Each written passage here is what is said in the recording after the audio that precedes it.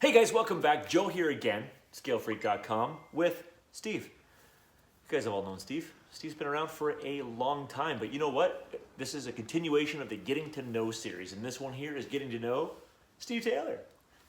So Steve, as you guys may have seen for literally years, it's been, how long, you figure?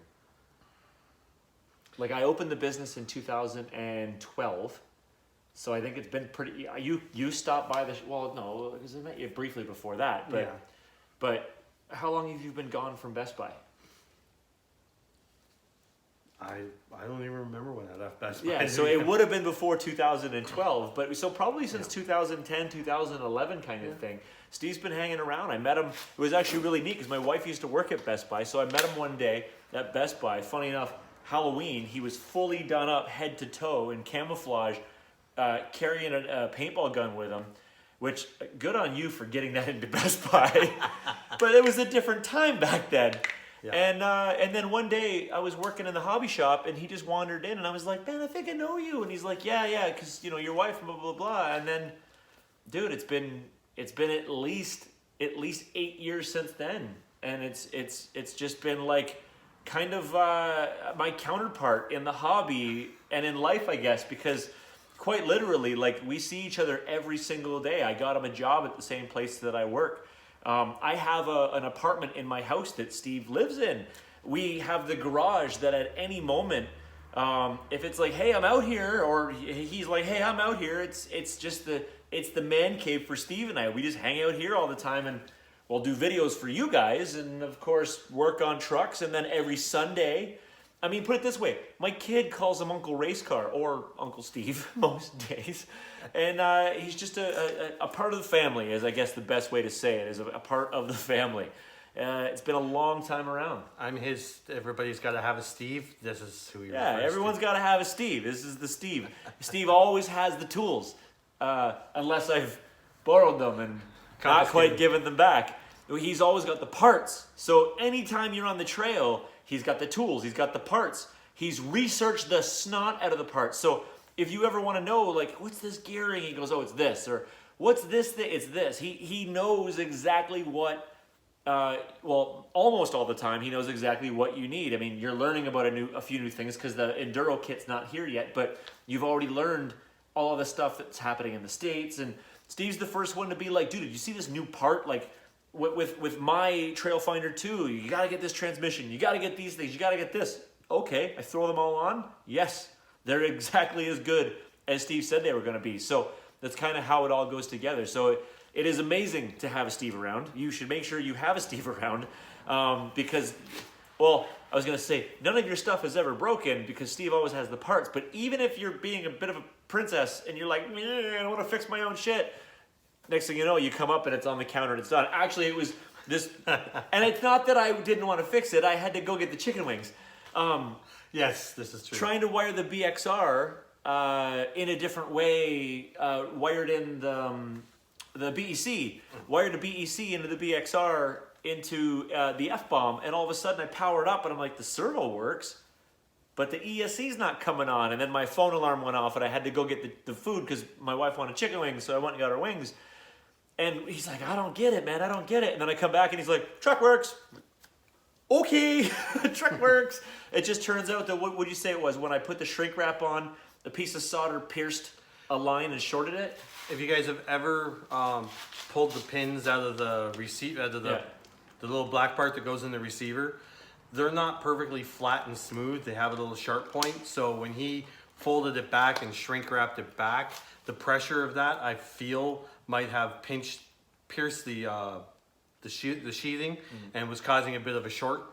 So it wasn't getting the ESC. So, but that's a good thing. Instead of just blowing up, it just didn't go. Because I mean, how have you ever put the positive and the negative and the positive and then let the magic smoke out?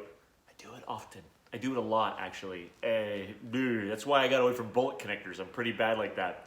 But he figured it out. And the good part was that new Tekin BXR, I'm not going to say it's going to do it every time because I'm sure you can blow it up. But in this case, it just faulted and said, nope, nope, nope, nope. And it didn't fire up, so I didn't blow up a BXR well, the morning we were going out, or the evening before we were or was it the day of? That was after we came back. Oh, okay, yeah. We had come back that day. Right, because it was the scale run where I realized, now that I've got all this extra stuff on this truck, now I'm wondering, because the internal BEC on that BXR is adjustable, and I can't adjust anything right now, so I'm wondering if maybe I can get around it once I change the internal. No, because Tekin actually states, even right in the instructions, if you're going to run 3-cell, run an external BEC. So makes sense. And you're running 3-cell. And I'm running a very powerful servo, and then a very powerful servo winch, and then I've got 3 lights on it right now. Yeah, and all 12 volt stuff. So yeah, and so I'm definitely sapping the power, which is again why I made it a 2 battery truck. So because I know that I'm gonna juice it, and if I can go the whole day and I can just pay attention to my kid, because when Steve's been there, when the battery goes dead on my kid's truck, it's bad. But anyway, this isn't about my trucks. This isn't about my kid. This one's about Steve. So Steve has a lot of hobbies. Yes. Okay, let's start with Steve's nicknames. Hey, I did not create these nicknames. They were all given to me in one weekend. Only one nickname you came with, Guns. No, you still gave it to me because, so what had happened, how Guns came about. Oh yeah, Steve, I own Guns Taylor. Yes. Yeah. So one day at the track, Joe had a C-can that the stand was set on. And the C-can was open, and I had a pit station in there because I did a lot of work around the track. Like I helped solder people's stuff and tune cars and fix Joe's stuff and my stuff and other stuff. And to my defense, at that time, I was running an entire race program, so I could race it and then put it on Steve's bench, and Steve would make sure it was running for me again. Yes, and that was part of being part of the team. And that I was a team manager at the time too, so not a big deal. One of these days that we were there for practice day, it was just nothing big deal. Somebody had walked in there and stole one of my new batteries, and they were the we were using the Maxamp stuff back then. Somebody stole a Maxamp $110 battery, gone. Stole it right out of the C-can. So I got a little frustrated and pissed off, obviously, and I put a big piece of tape on my shelf that said, "Steve, I own Guns Taylor." Yeah. Because one of my hobbies is I'm an avid shooter. Yeah. I actually used to compete in bullseye shooting, pistol shooting, and I'm not that bad. I'm not great. He's ranked, ranked in Canada. Yeah, I was number 2 or 3 in the club, depending on the day, and I wasn't that far off of number 1. I competed quite a bit through the mail-in program, and actually was pretty well ranked. I've got an NRA rating. Sorry, not NHRA. I was just watching some drag racing stuff, but. An NRA rating. I actually have a badge, and I don't know if my rating had gone up by the time I quit doing it because I didn't finish off the year and whatnot. But so I put that up there, just hoping maybe to deter somebody from having the dumb idea of maybe stealing some of my stuff again.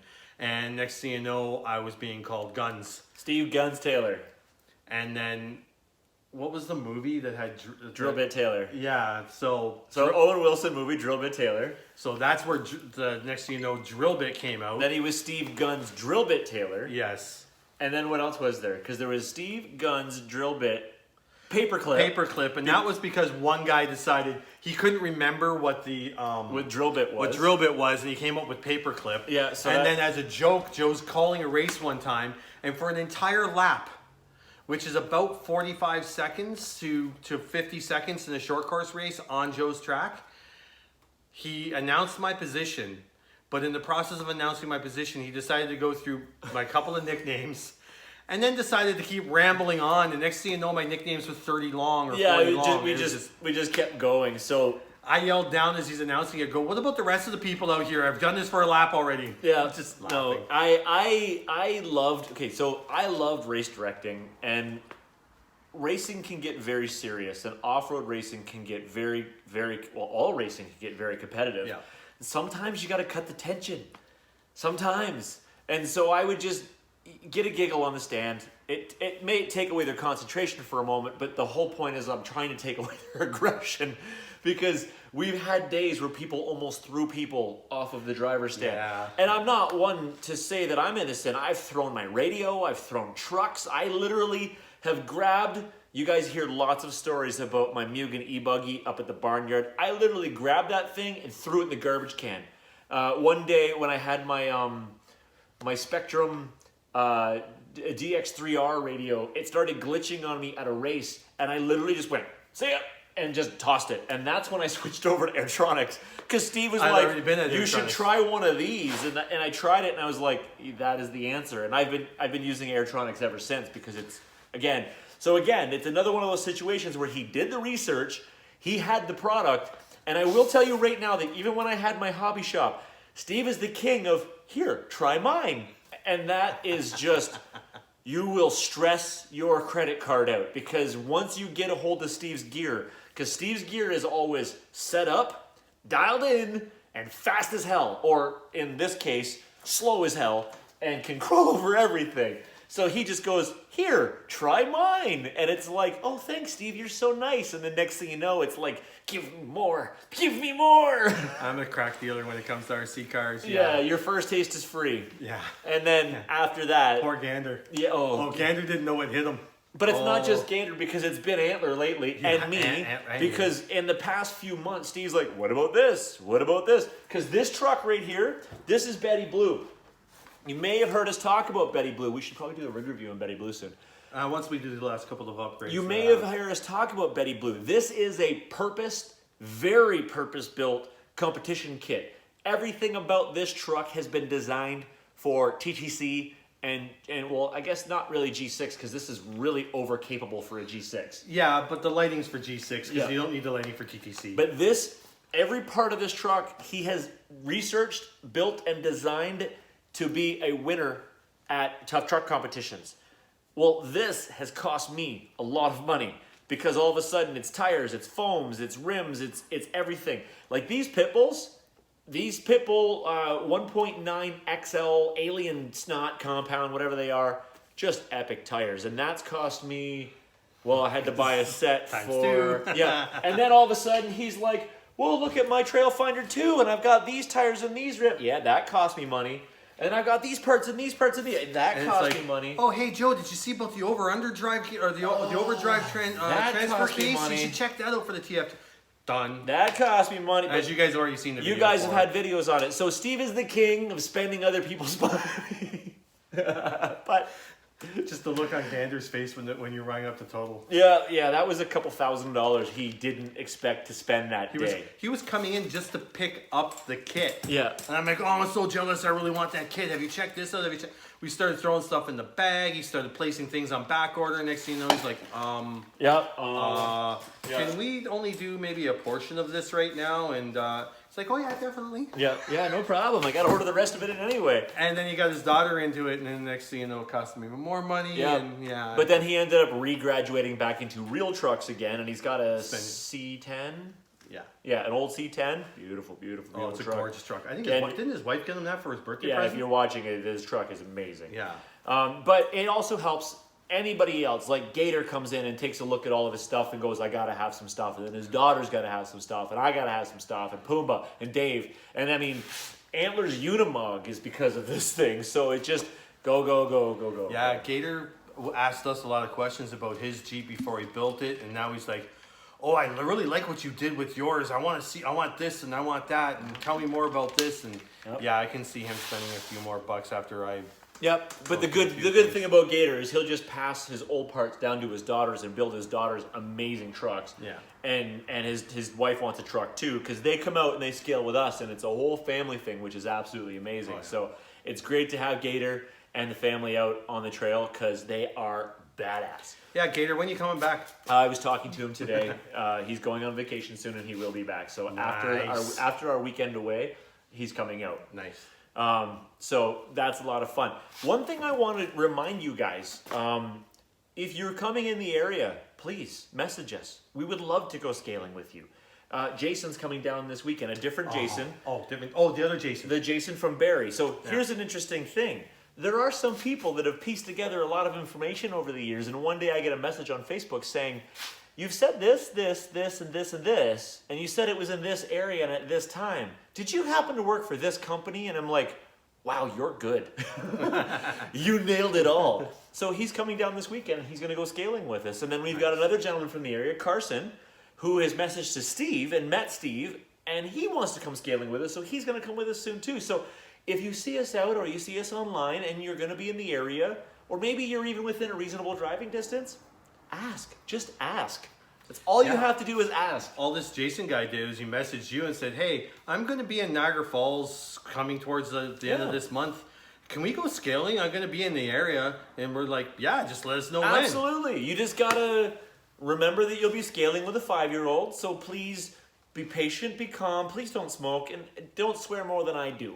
That's really about which isn't too bad. So you can get away with a few things. Yeah, my kid has he's no stranger to foul language, but he's very smart about not using it in front of his grandmother. Might have been the odd time at school though. So what we know about Steve is he is the master researcher and also a master builder because he can build anything on these trucks. He's also very good at custom work. I know that you were building the Rummage body, but you've also built some stuff. The Rummage body. Remember the Rummage Jeep body with all the crazy stuff you started to build, the half cage and everything like that, Rummage RC? You started to build a similar one. Oh, yeah, that. And I've still, that's a project that I, due to money at the time, I just put on hold. But that's coming back because I actually want to use that body setup on the Enduro? The Enduro with it. The Centeno, whatever it's called. So we know that he loves guns because that's a thing. That's why he's guns. I've taken him out shooting. He's actually seen me shoot. His first response is, "If there's a zombie apocalypse, I'm coming out. I'm coming to see you." Yeah, and I won't waste ammunition. Let's just put it that way. No, one shot in the head, bang, bang. So bang. of the guns you have, because I know we do have a lot of American viewers, and a lot of American viewers that do. I mean, I'm not bagging on you because I know it's one of your rights to bear arms.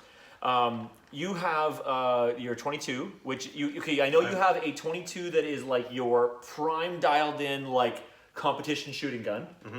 I have my Comp 22 pistol. That's a classic. And then I've got just a 22 that I can hand off to whoever I want to shoot a 22. Then I've got my 1911 commander size. That's got some trigger work. That's got a really light pull on that thing, nice and clean. And then I've got two 22 caliber rifles. I don't own a lot. Guns are not cheap and easy to get your hands on in Canada. It's very difficult. And so I would love to own an AR-based platform before they become illegal in Canada, because they're really doing their best to try and ruin it for all of us here. And their laws that they're trying to do to help clear up gun crime do nothing but punish the people who are legal, because they're only going after the legal people. Their laws are for removing what we have access to legally buy, because criminals buy things legally, don't they? Yeah. That's like my buddy Minion said a long time ago. He said that the firearms control officers do log every time you buy ammunition, but they don't log how much you buy at a time. So he buys it by the skid. He's like, I only bought it like once every couple months, but meanwhile, he bought an entire skid. Yeah, I plan on doing some of that in the near future myself. Yeah, all of a sudden it's like, the armory's here. Where are we dropping off the arsenal? You know. But again, he's super safe because he actually was one of the safety instructors at the range as well. So, which is really interesting because I remember the one day I was talking to Tristan online and I talked about Axe and Prove. And he's like, I'm not 100% sure what that is. And I sent him the link and he goes, this is perfect. Because they're just acronyms, right? Assume all firearms are loaded. What's the C? Control the direction of the muzzle. Control the direction of the muzzle. The T. Trigger control. Trigger control. The S. See that it's unloaded and prove it. Yep. And then that's where prove comes in. So you got your axe and then prove. And then so he teaches me, as soon as you lay it on the ground, you assume that it's going to be loaded. You point the muzzle away from yourself. Check chamber, make sure. And then prove was basically... It's been so long. Yeah, it's been several years since I even talked about it. And he teaches people, he's like, make sure, boom, the carry to put it up, make sure you put the flag in the barrel, make sure everything, magazines. And he teaches you step by step by step by step, new shooter's night, so people who maybe have never done it before, the correct gun safety, I should say firearm safety, correct firearm safety, and then he would, because the members used to bring their own firearms to let people shoot. So he would make sure he had a couple there. So what they do at the club that he was at was every Wednesday or Tuesday? It was every Tuesday at the Every time, Tuesday night, a handful of members would show up. They would help people who just wandered in. They would pay an entry fee, which would help pay for club dues. They would get a handful of 50 rounds of 50 rounds of 22, 2 targets to shoot at in 25 round sessions. There's always a range safety officer with every new shooter, plus a range safety officer to control the whole thing. So I've done both of those positions. I've also done the teaching of the axe and prove at the desk, the teaching on grip, stance, and how to aim, how to load the magazine.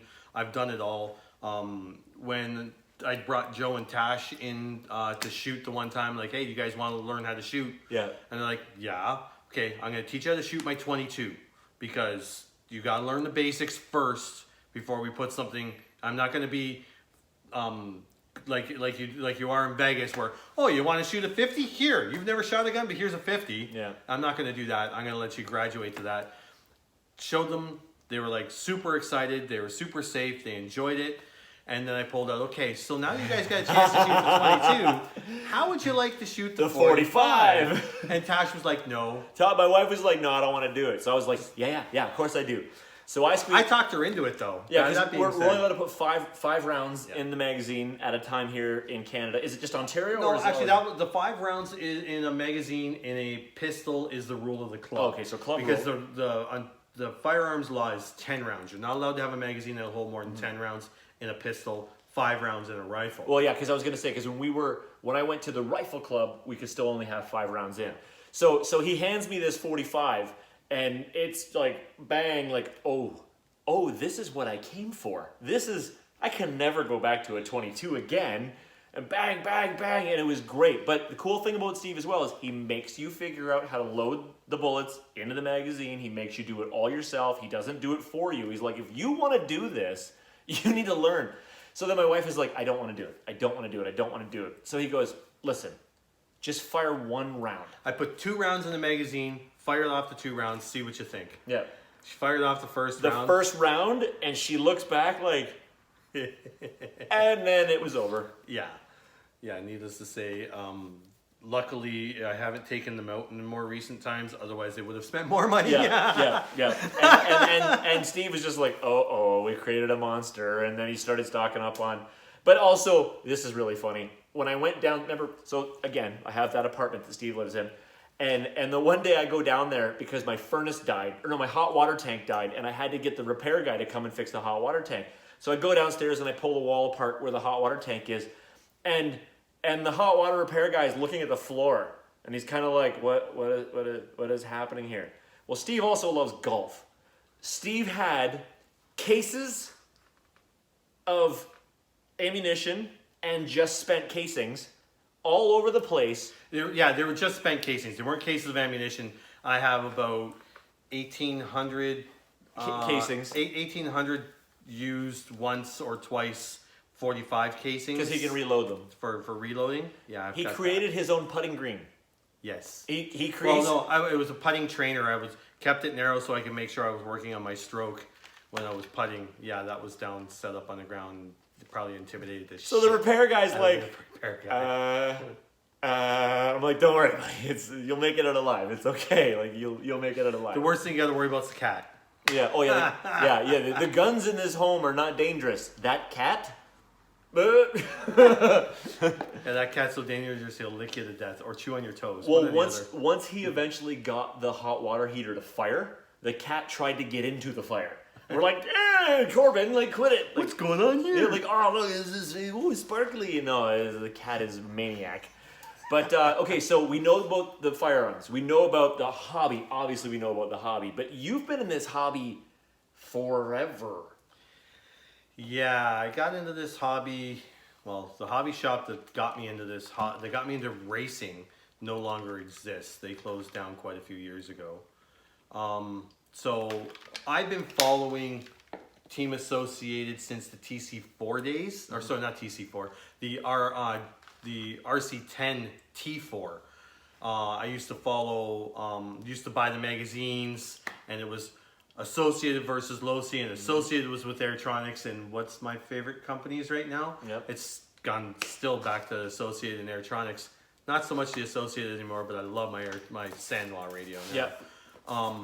But yeah, I used to follow it all the time, but never could afford it. And then I started working a job installing video surveillance equipment, and one of the guys had a pickup, the Tamiya TB01 pickup truck, Ford pickup truck, that he brought out every once in a while to a job so that we could To run run it wiring. through, run a string guide down across drop ceilings and stuff, so that we could then pull the wires through instead of having to pop up a tile, throw the wire, pop up the tile, throw the wire. It saved us a lot of time. I got a decent. I was working good hours, getting paid well. I got a decent paycheck. I went to Mississauga, one of the hobby shop in Mississauga. Hobby? Yeah, and it was Hobby. I went to Hobby? Hobby. I bought my own TB01 with the Ford Focus Rally car that I bought, and I used to parking lot bash it. And then I found out about racing, playing Niagara RC indoor, and got into on-road racing. The guys were great. They helped me tune the car to get it race ready. And this is back in the brushed NiCad nickel metal hydride era. Batteries have memories. You had to drain them every time. Yeah, and I was getting a lot of hand-me-downs of the NiCads when guys were switching over to the nickel metal hydrides.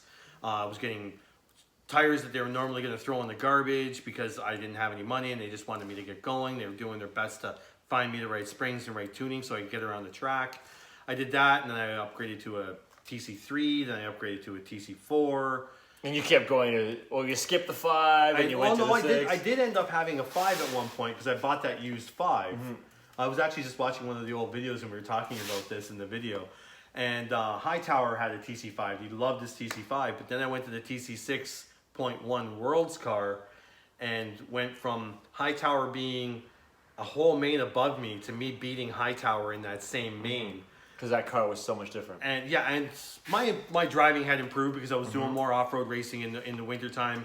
We start in the summer. And then we actually started operating as a team. Yeah. Where I would literally stand under Steve while he was on the stand, and it was like if we had, it's almost like having a spotter. Yeah. If we had a radio, then it would, because we did that for a very short period of time on off-road. Yeah. We literally had a spotter radio, but then we started telling each other, listen, you were doing really good on this corner, this is what you're looking at. Because when you're going that fast, you don't get to analyze what you're doing. So sometimes we would take video footage, and then that helped him grow, that helped me grow, that helped all of us working as a team to figure that stuff out. Because that's back, like he said, he was the team manager. That was back when we had the Average Joe's race division.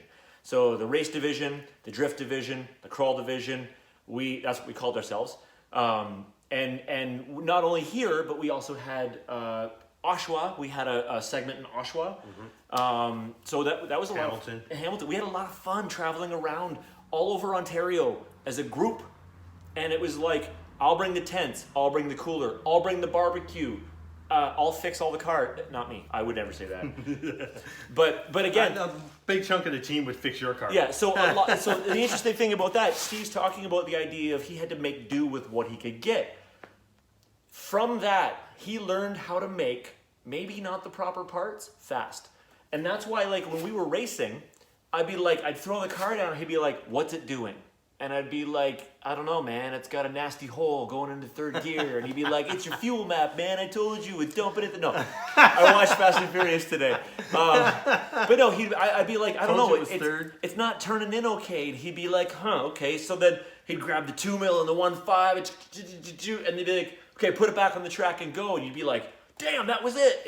And he would just, you would tell him what was wrong with your car, and he'd be like, maybe it's this. And he would just get in there as our mechanic, and then bam, it was fast again.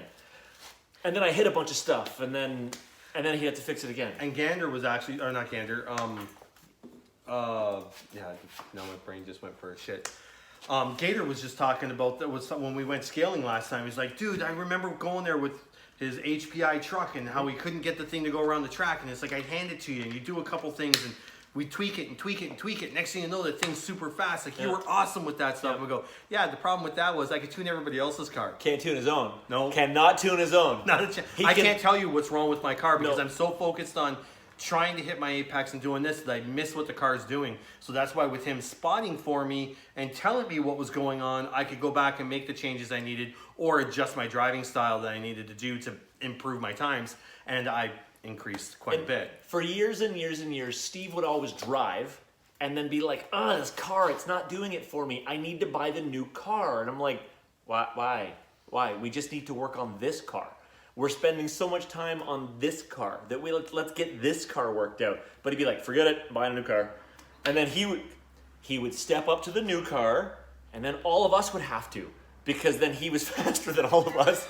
So we're like, well, See, what's the car? Clearly the car is faster, so then he'd spend all of our money, and we have to buy the new car. But then when we have the new car, things would be faster, and then he's back to going, what's wrong with my car? I'm like, buddy, let's just figure out how to make this car work for you. He's the king of making my car work for me, but he's not the king of making his own car work for him. And we would try everything, and we all have our days where we just like, car hits the table and you take a walk. Like, there's been days where I literally, like when we were racing indoor, my car would hit the table and I'd be gone for 3 hours. And then he'd be like, where you been all day? Not having a meltdown. I went for a real drive. And then I'd come back and pick him up and we'd go home. But there's the opposite. He takes off for an hour. Where'd you go? Ordered a pizza, sat there, ate it, went for a walk, just stressed out, don't want to deal with it. It's like, okay. The last indoor Nats that we went to, or the last on-road Nats we went to. Okay, we're gonna move over here, Steve. We're not gonna sit anywhere near you because I've never seen you this way. Yeah, there was that one. I was day. having a bad moment. But it goes the opposite way because he knows how I get. I'll play like Betty White, and if I get in one of my moods, because if I don't eat, like legit, if I don't eat, it's a whole different ball game. And Steve will be like, "Here, I got you a pizza. Just eat it and calm down." And I'll eat the pizza and be like, "Thank you, Steve." I'm just like eating it like, you know me very well. Like, thanks for the pizza. And then all of a sudden I'm like, okay, guys, I feel great. Let's get back to it again. Have a Snickers. Why? Because you're not yourself. Because you're playing. You're playing like Betty White. So we've got the firearms. We've got the RC. You used to install video surveillance equipment. We touched on golf real quick. Yeah. You're a very avid golfer, which I was an avid golfer. I haven't golfed as much anymore. You haven't been out much this season at all. I haven't been out at all this season. I've been to the driving range once. Yeah, playing, what do they call it, whack fuck? Yeah, a lot of whack fuck. Yeah. What else is there? I mean, I used know to play darts a lot. And I was actually pretty good at that too. He has a movie. That's pointy things, hitting targets. Yeah, He's got a movie collection that takes up half of his apartment. I love movies. Yep, and you collect just about everything because he has like wooden RC boats. Yep. That are just, I've never seen it move, but it's there. Yeah, they were. So a client of my boss's, he ended up going into a home before he passed, and his wife gave the boats to him, and then he gave them to me because he knew I was into RC. So they've been sitting there. They're handcrafted wooden boats. Really nice. The guy built airplanes, like RC airplanes, and decided to try his hand at wooden boats. Made a couple of wooden boats. They were nitro. They used to have electronics in them. The one still has electronics and nitro stuff, but it's all really old. I don't know if any of it works anymore. But they just sit on my shelf. Well, I mean, the shelf would be empty without it. No, it wouldn't, because you got a lot of stuff you collect. Right. Like, let's put it this way. Steve, do you have any shoe goo? Yeah, here you go. Hey, Steve, do you have any shrink wrap? Yeah, it's in the box downstairs. Steve, do you have any solder? Yep, got a whole roll of it. Steve, do you have any connectors? Yep, here you go. Like, you ask for it. Like, put it here for fun. Put it in the comments below. Ask if he has it. He probably does. he probably has it. I wouldn't necessarily say that, but well, yeah, you've trimmed down a bit. I mean, now that we're not running nitro, you probably don't have any fuel line. You probably don't have any filters. No, but I actually do have a glow igniter downstairs, well, and I have 2 NiCad receiver packs sitting downstairs. I mean, look, Steve, I need some zip ties. Yeah, do you want red? Because he knows my favorite color is red. Steve, I need a caliper. Sure, here. I got 2 sets. I have a few of them, so here's one that you can have. Steve, do you have any 2-sided tape? Yeah, here's my extra roll. I have 2.5 more rolls downstairs. Yeah, and it's like, hey, I'm out of green slime. Oh, no problem. I have extra O-ring grease. Okay, this is my workbench, by the way. Steve just hands it to me and says, yeah, I've got extra. Well, I think that's what he's doing. Either way, he knows where it is. I know if I can't find mine, it's most likely in here. So. Yeah, and I mean, like, listen, I'm sure at least 1 or 2 pairs of these Lexan scissors are his, and even all these drill bits in here, drill bit Taylor, These drill bits are all his. Well, they're definitely mine. He never bought drill bits. No, I just dumped them all over the place. Yeah, he dumped them all over the place, and I don't even know where half of them are anymore. Yeah, but that's what it comes down to, is anytime you wonder, does it exist? Yeah, Steve's got it. It's just whether I give it back or not is a whole different story. Oh, yeah. Hey, I need something to help me with my soldering, so Mr. Jig. Oh, but there's two of them here now. I found mine. Oh, you found yours? Yeah, where did I put it? I did find my Mr. Jig. Couldn't tell you where it is. It's here somewhere. It's probably in that bin.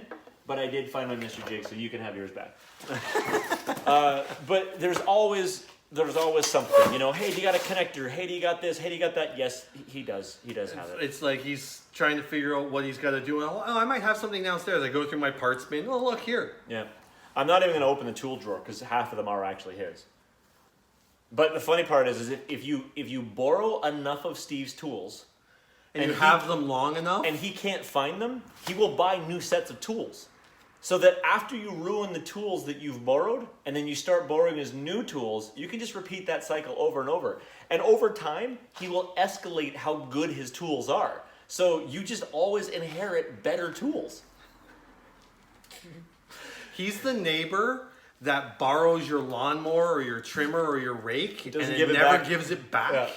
Yeah, except for I live in his basement and I have full access to take it back. I just happen to go, I know where it is, I'll just leave it there. He says the other day, he's looking for the was it a 7mm to take the tire nuts off? Yeah, my 1.7mm I've been looking for months and months and months. And I'm like, have you seen this? No, I gave that back to you ages ago. Meanwhile, it's on my pit bench. And he's like, that's the one I've been looking for. I'm like, I didn't know that. Meanwhile, he did, but just forgot. I knew it wasn't mine. I didn't know it was his. I mean, I have the rest of the set downstairs, but I couldn't find my 7mm. And I'm like, I know I lent it to you for one time when we were going scaling. Never ever got it back until I saw it. And I'm like, I'm taking this back now. You have your own. the good news is now I invested in a workbench that all the tools are in here. So if he's ever wondering where his tools are, they're here. Yeah, because I think he found that in a box from one of his builds. And Yeah. I think that's where it ended up coming from. It was in the Trailfinder 2 box. Oh, yeah. Yeah, it ended up being the Trailfinder 2 box with like 7 of these hobby knives. I don't understand why I have so many hobby knives. Probably Oh, I do. No, I do know why. Because I keep losing them, and then I buy more, and then all of a sudden I Or lose you the ask next for one. mine. Well, they're not all yours. There's a No, whole not ton all of them. here. Not all of them. I might be one or two. Yeah, the Might dental be. picks were yours. No, those ones are yours. Oh, Yours, you have colored ones. I don't have colored gotcha. ones. But so I'm a collector of Steve's stuff, and Steve is a buyer of new stuff. So that's a hobby that he has as well. No, but let's talk about your vehicle history. So real cars. My first car would have been a 1986 Pontiac Acadian. So for any of you guys who don't know what that is, think of It's a your Chevette. Chevette. It's a Chevette. But it's a Pontiac version. Manual transmission, shit brown, two-door hatchback.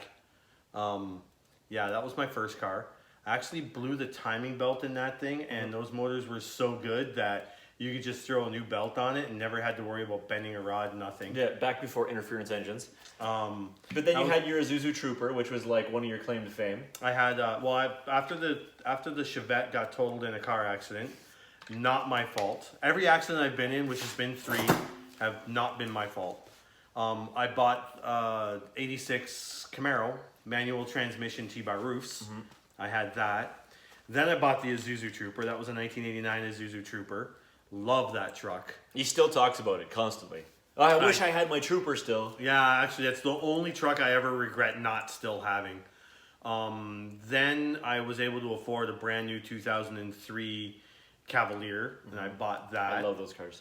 And It's that such was a guilty pleasure. Those J-body cars are such Yeah. a guilty pleasure. I had a 97 Z24, and I loved that car. Yeah, I had aftermarket stereo system installed in that. I custom built the box myself to hold 210s, 400 watts RMS each. I had B&M short throw shifter. Add car stereo to the list. Yeah. B&M short throw shifter, Dragon short ram intake, and I actually took it to the drag strip and did some driving in that car and actually impressed a lot of people with considering it was stock for the most part. Stock except for all the parts that he added to Yeah, it. 2 parts, a short throw shifter and a short ram intake. Yeah. As close to stock as you can get. And then you had your I Saab. actually did it on stock wheels too. Factory steel 14 inches. And then you had your Saab. Yeah, I have That car was awesome. I had the Saab. After the Saab, I had my Torrent?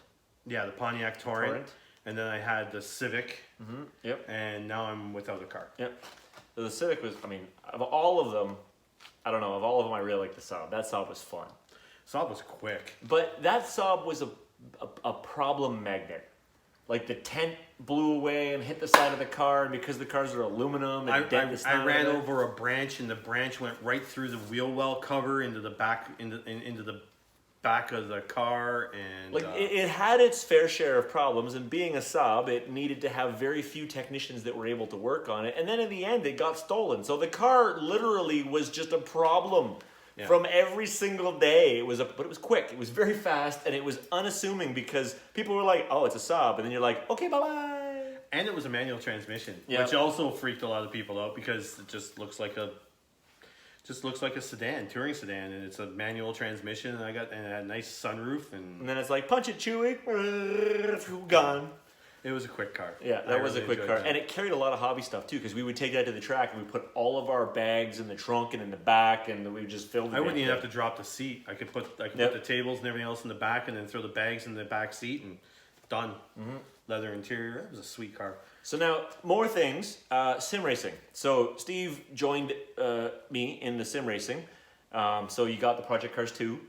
What else did you get? What other games? You got Project Cars 2. I have Project Cars 2. I have Dirt 2. Dirt 2, yep. I have number 6. Forza. Yeah, Forza 6. Yep. So he got the same rig, almost the same wheel. And when we have our nights in the garage, he brings his rig up. So we got one more rig to go in here. And we get online and race everything. And then he practices a bunch without me because I moved on to 2019 F1. And he's like, "Dick, I don't like F1 cars." But they're fun. And so it's a lot of fun because we and this is the plan. And hopefully it remains the plan if we can all figure out how to do it one day. Between me, Dave, Antler, and Steve, we want to do an endurance race. Because with esports, just like every day getting bigger, they're starting to have more endurance racing, whether it be a 6-hour or a 12-hour or a 24-hour race. And then we just swap out drivers and stuff like that. And it's just it's not a matter about being good, it's a matter about being consistent. You just have to not, because it ends the 24-hour race really quick if you crash the car. So it's just a matter of, I don't care if the laps are fast. I just need the laps to happen because we have 24 hours of racing to do. So To finish first, you first must finish. First finish, yeah. And there's a lot of people who are like, "I'm gonna be super fast," and I'm like, okay, but at 4 o'clock in the morning when you're out of Red Bull and your tank is empty, and then you pit, and then you get new tires, and then your new tires are cold. Good luck, because when that LMP comes flying by you and you gotta hop out of the way and you're off into the wall, can't help you, bud. So. But yeah, so for his racing and stuff like that, dirt was a major thing that we did. On-road was a really major thing that we did. And then right now it's scale trucks. It's summertime. We get outside, accidental exercise. Yeah, and so he comes with us every week, and we're gone for what, 3 hours? About 3 hours. About 3 hours. And in 3 hours of walking, we do maybe 2 kilometers. Maybe.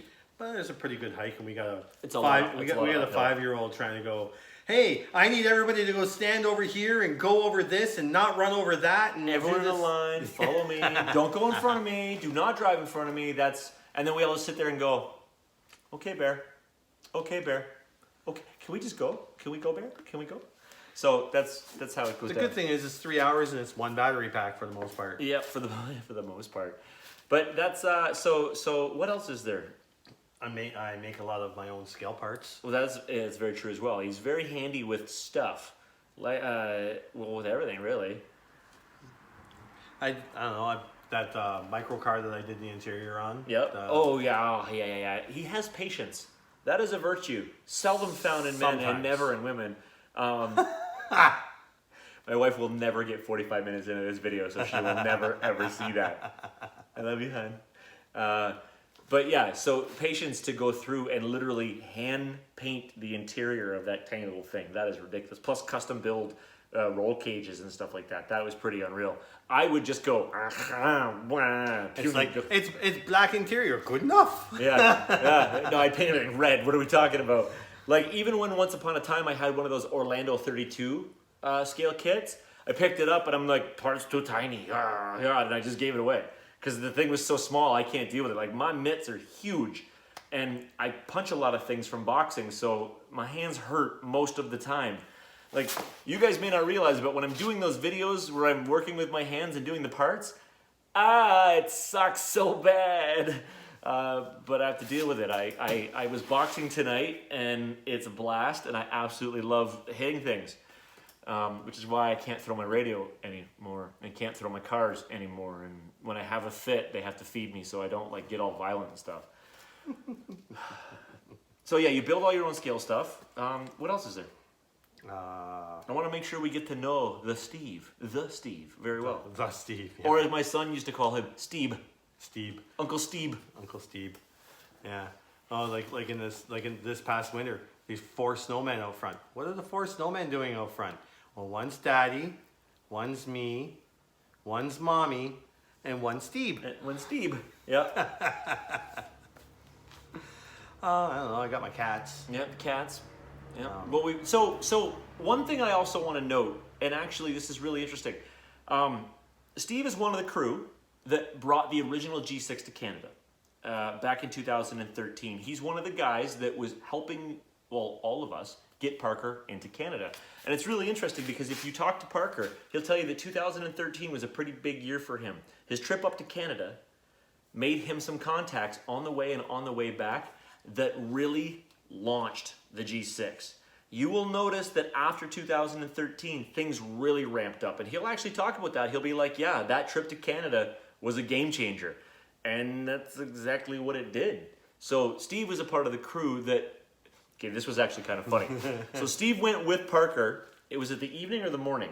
The night before. So the night before the G6, the first Canadian G6, the hunt for... Actually, no, it was first thing in the morning before everybody was even supposed to get there. What was it called again? The hunt for Bessie or Betty? Or what was it? Because remember, there's an old tale that we have like a Loch Ness Monster in Lake Ontario or Lake Erie or something. Well, no, it's actually in BC is where that monster's supposed to be. Lake Okinawa, and then there's then it's definitely not our lake. It's not ours. So we had a hunt for a sea creature that doesn't come around here. But that was pretty fun.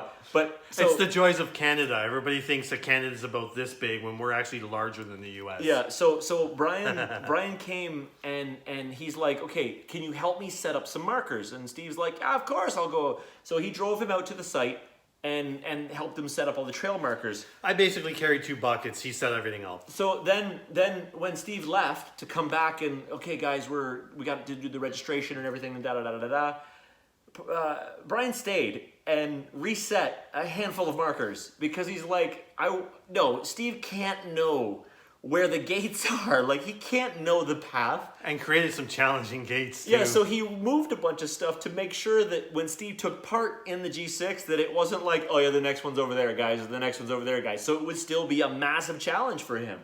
So that's kind of one of the fun spots. So it's really great when we have Brian up here because, again, Steve's a part of the crew. Brian knows that.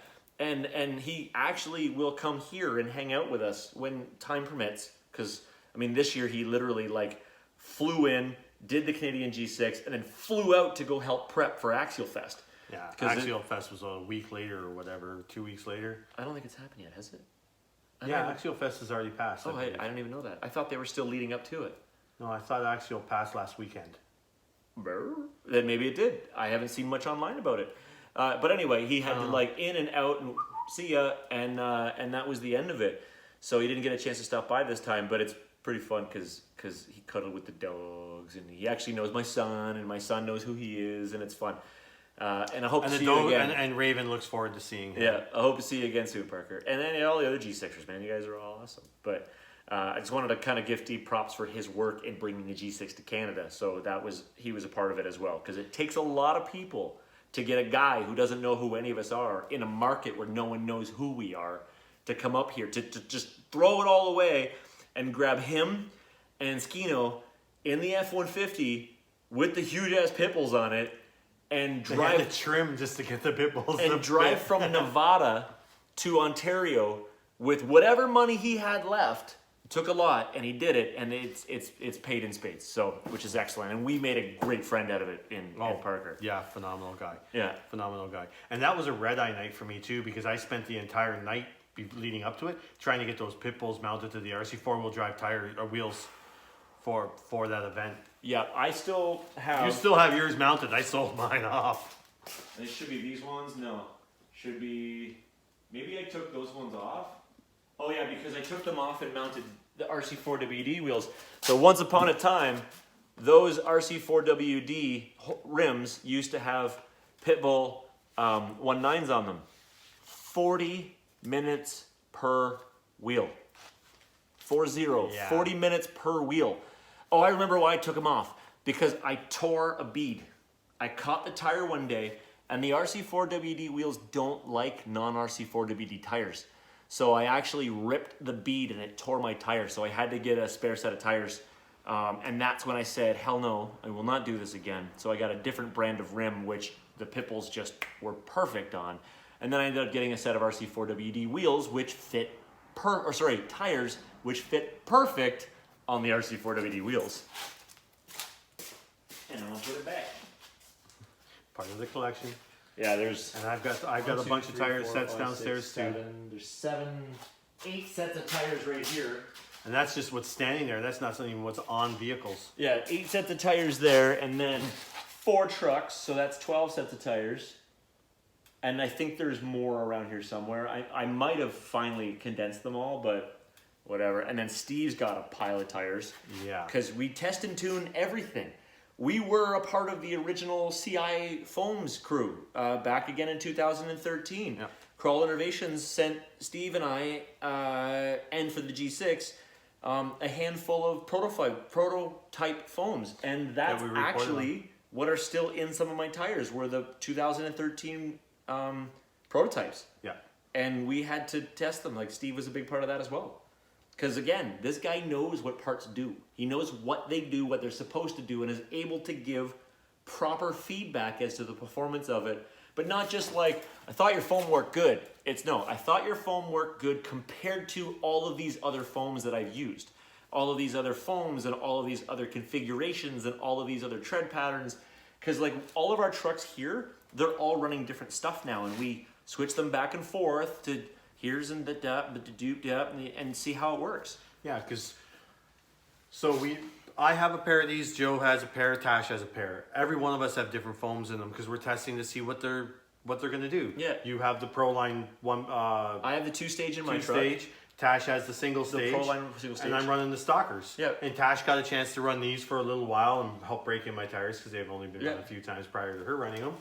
And we're all running the SSD wheels, so they're very similar in wheels. My wife and I have the exact same wheels. Steve's wheel is just a tiny bit different, so that shouldn't play into the difference.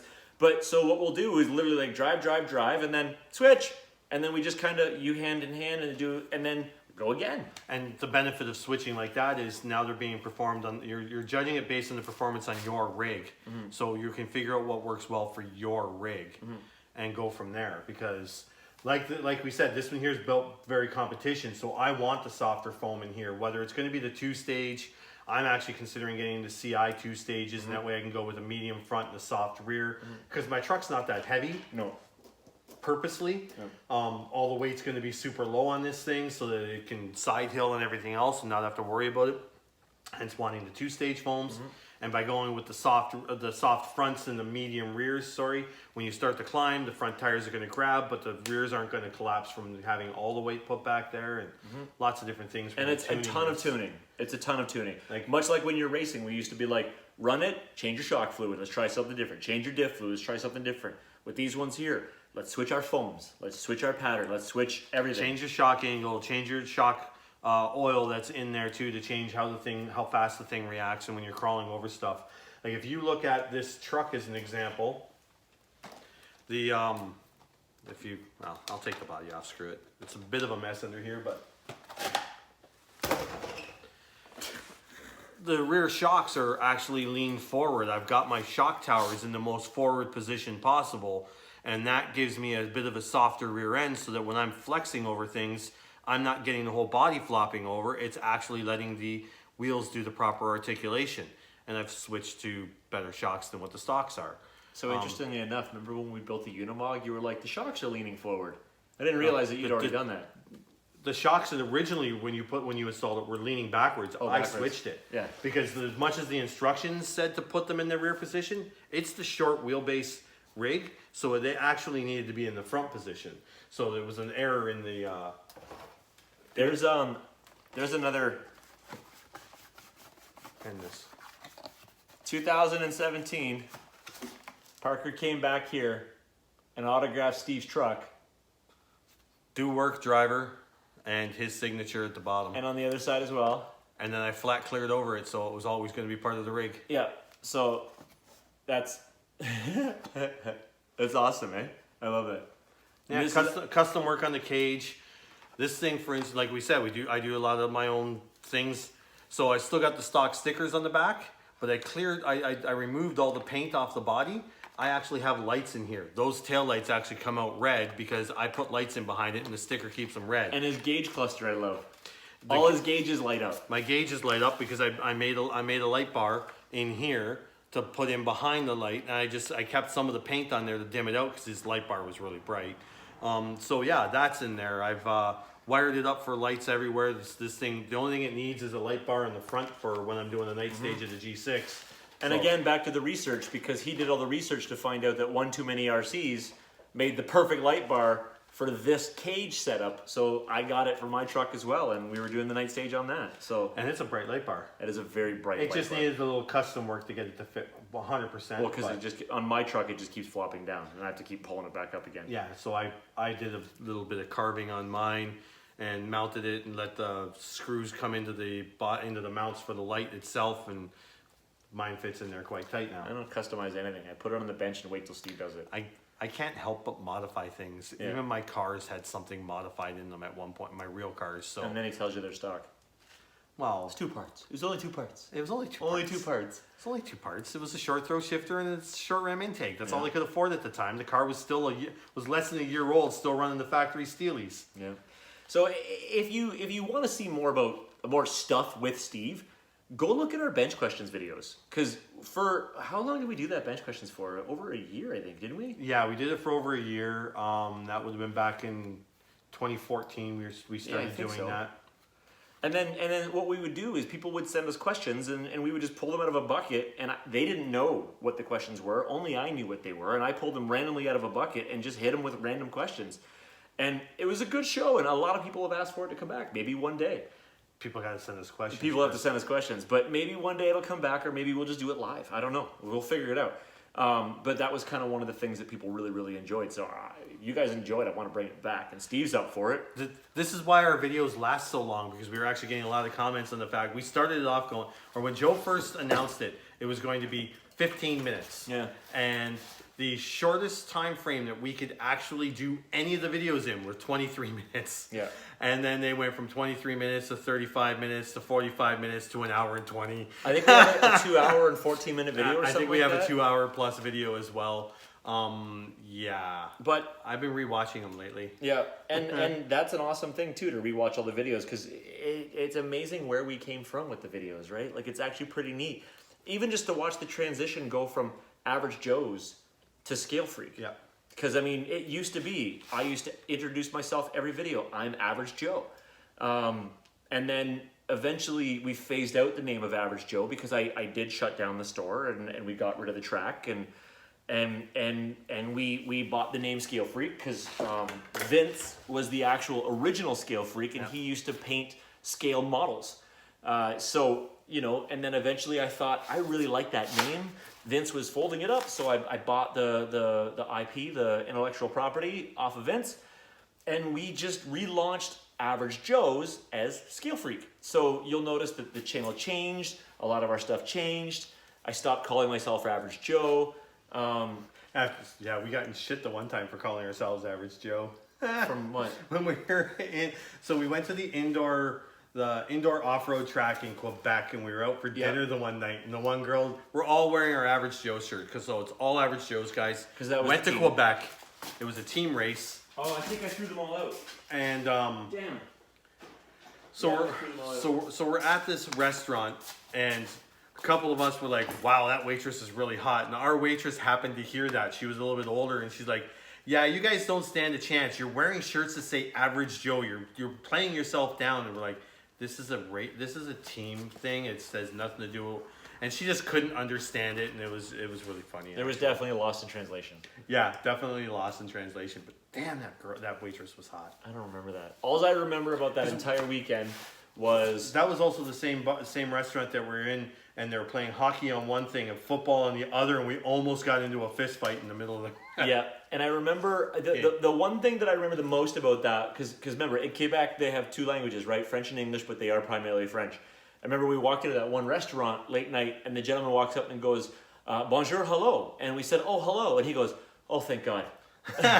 Yeah. I go, "Why?" He goes, "Because my French is not very good, and I didn't want to have to pretend. So here, come and sit in the English section," which, by the way, they had an English section of a restaurant where the Anglophones would sit. And we had a blast with that dinner. That guy was super, super cool, and he's just like, "Thank you guys for not being French," But what a great, I almost said country. What a great country Quebec is. That's because of what I pulled on you when we were on our way there.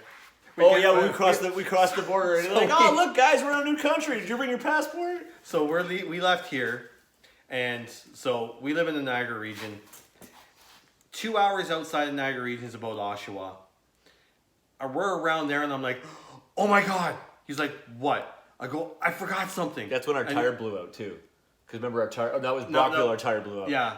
So he's like, "What'd you forget?" I'm like, "I forgot my passport." I was like, "You idiot!" Like I scared him, thinking I actually forgot something. We were gonna have to turn around, and then we get to the event. We're racing the one day, and I get some change back from something I bought, and it's an actual Montreal Canadiens toonie. And I'm like, "See, I even told you it's a new country. They got their own money and everything." You're an ass. That trip, we loaded, 3 of us in the car? 3 of us, yeah. But we had, so in my old Saturn, my old little shitty Saturn. Your wife's Saturn, yeah. Yeah, so 2 of us in the front, Steve in the back seat. Beside him is race gear and obviously clothes and stuff for us for the weekend. The trunk loaded. And we're driving along the highway, and all of a sudden, blah, blah, blah, blah, blah, blah, blah, blah. My wife's like, what is that noise? Steve's like, "What is going on?" I'm like, "Oh, we have a flat tire." "Huh?" "Yeah, the tire's flat. It just went flat on the highway." And he's like, "You're still driving?" "Yeah, I don't change flats. I don't care." And so we actually pull over because it's getting pretty bad. We just happen to be lucky enough to be close enough to a place where first we pulled over on the side of the highway because we're like, okay, let's change the tire. Well, then I open the trunk and realize we are stuffed to the gills. There is no way I'm getting the spare tire. and the jack wasn't in there anyways. Yeah, there's no way anything's coming out of this car. Either the jack wasn't in there or the wrench to take the tires off. One of the things wasn't in there. "Oh, I took it out because we needed the room." Yeah, so we just got back in the car with a flat tire and just drove on the highway until we hit a Walmart that replaced our tire for us, and then continued our trip. And it was a good trip. That was a great race. That was a good trip. Actually, it was just the 2 of us because Tash wasn't at that race. Well, Tosh was with us for something. That was when we went to Ottawa. The carpet track. Yeah, that was the Ottawa race with that one. Yep. Oh yeah, because it ended up being me, you, and Sean at the Quebec race. Yes, and we stayed at Sean's place because Sean lived in Quebec at the time. Yep, that's right. Yep, that's absolutely right. And then the good thing is we didn't have to stay in the same room with Sean. And then Sean stayed with us in Ottawa. Yes, and we had to stay in the same room with Sean. He snores a lot. He snores very loud. Very loud. Very loud. A diesel engine train is actually quieter than he is. Oh, I love you, Sean. He's an amazing guy, and he'll give you the shirt off his back. And a really good sim racer, because he's the guy who got me into it. And he's a great RC racer too. Yeah, he's an excellent. He used to do on-road nitro. Yeah, in Trois-Rivières. Yeah, and then switched to.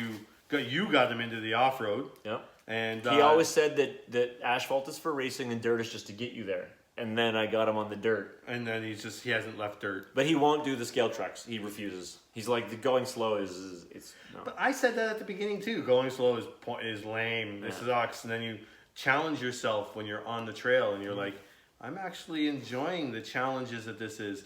Tash has gone from, I don't want to do it, to, okay, fine, I'll take your truck, to, I don't want to, I'm glad that your truck was really easy to drive because this would have discouraged me, to, oh my God, I've got to try and get over that. And I'm, okay, now I'm getting mad, I'm going to just not do it this time, but I'm going to get over it next time. And then she's telling me the upgrades she wants, and then she's telling me what she's going to do to it. Like, I have a Traxxas light install video that I need to do, and she won't let me because it's her truck and it's her Traxxas lights, and she's gonna do the damn video. And I'm like, okay, but can we do it? Can please? we do it because we need it by next weekend? Yeah, like, cause I've got parts waiting to go in that truck, and she's like, well, I'm busy.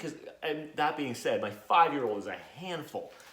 And what is going to end up happening is when we eventually do make the video, the entire video is going to be mommy, mommy, mommy, mommy. So it will be interrupted like crazy, but. Life with a 5-year-old. Welcome to the Scale family. That's what we're going to have to deal with. This is par for the course. It's what has to happen. And you know what? I think it'll end up being cute. I am still looking forward to when we do getting to know Bear. That's going to be very, it could be anything. It could be herding cats. It could be the most boring video ever. It could be the most exciting video ever. But I'm definitely guessing that it will be, for me, one of the most stressful videos ever. Or it could just be 25 minutes of him not stop talking. Yeah, his thing right now is every time you ask him a question, he just goes, meow. Yeah, or it could be that. Of course, at soccer the other day, he sat in the field like this. And the coach is like, is he self-cleaning? It's like, yeah, we have a cat and he wants to be a cat. And he's just doing this. And I'm just off to the side going, well, I did the same stupid shit when I was a 5-year-old. Or when we went scaling on Sunday and all he would do was he talked the entire 3 hours. I wish I videotaped that. And then talked the rest of the day. Yeah. And the only time he was quiet was when he was actually doing something in the back seat of the car on the way back after dinner, after the ice cream. Mm-hmm. And that was after he cried because the ice cream was dripping on his hand. Everywhere. And then the very next day he hadn't shut up yet either. Because Chris Keddy, we had to do a Chris Keddy came mention. over, yeah. Chris Keddy came over with his daughter. Yeah, and his daughter was like, oh my God, this kid just won't shut up. Yeah. Yeah, that's 100% true. Eloise was like, does he ever stop? And I'm like, nope, never. When he's sleeping, he doesn't talk in his sleep, he sings in his sleep. So even when he's sleeping, he's still... The funny part was, I think Keddy must have been here for a couple hours at this point in time, and he looks over at me and goes, he still hasn't stopped. Still hasn't stopped. Nope, he's not going to, and he was running at full pace everywhere. Yeah, the scooter, the bike. The kid could power New York City with the energy he has right now, and we don't know where it's coming from. What do you mean? I'm not wrong. It's coming from me. But, all right, so anything else for this one? We're over an hour already. Anything else for this one? Any questions, ask. I'll yeah, try just put and them in the answer comments field. He watches these comments fields. So if you ever have any questions for anything in the videos for Steve, just write Steve in there, and he reviews them all, and I'll direct him to it. And then you just go from there. And again, if you hit us up on Facebook and you're like, hey, I'm going to be in the area, yeah, no problem, done, let's go. Or go check out the Scale Freak Facebook page, the Scale Freak RC Bench Questions page, or just Scale Freak. Just type in Scale Freak.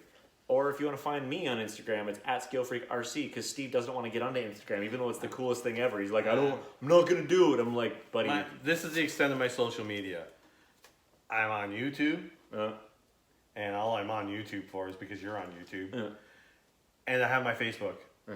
There's my social media. I'm telling you, Instagram's way better. I don't live on Facebook. Put in the comments field down below. What do you think is better, Facebook or Instagram?